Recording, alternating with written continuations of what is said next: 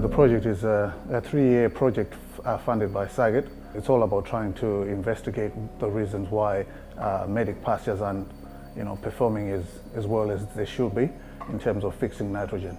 Is there something that is making the nodules to not work properly? The main things that we're investigating is herbicides. So post-emergent herbicides, are they having an effect on nodulation and nitrogen fixation?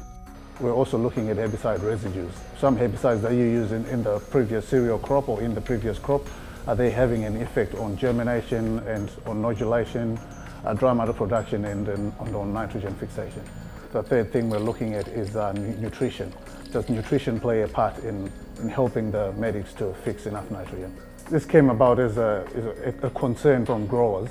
What they're finding out is they have low protein levels in their cereal crops that follow the medic pasture. So what they expect is to have high protein levels in their cereal crops following the medic. But what they're finding out is that it's low. Sometimes the grower will come and say, I had a 4-ton medic crop, but my protein levels were really low. So how did that happen? We had 2 sites, one which was on a sandy loam, which was average to good nutrition, and another site on a grey calcareous sand.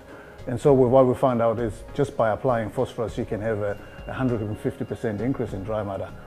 The main treatments were herbicide treatments. So we had 6 post-emergent treatments, and we had 3 for chemical residues. And then we had the nutrition treatments like nitrogen, phosphorus, zinc, and manganese. The other thing we found out is some chemicals are actually affecting nodulation. So when we sample for nodulation, we randomly sample a few medic plants, pull them out, send them away to Adelaide, to the experts who have a look at them to see which ones are the working nodules and which ones are not. Some chemicals are reducing what we call the number of effective nodules. So a pink nodule is a working nodule. So anything that's white or green or brown, so off color is not a working nodule. So we found out that some chemicals are affecting the number of effective working nodules. The other thing we're noticing, because we've got sandy loam soil versus grey calcareous, there's not much effect on what chemical you use for your weed control on a good soil, on a sandy loam. So we're not seeing any significant differences because the medics are just doing their job.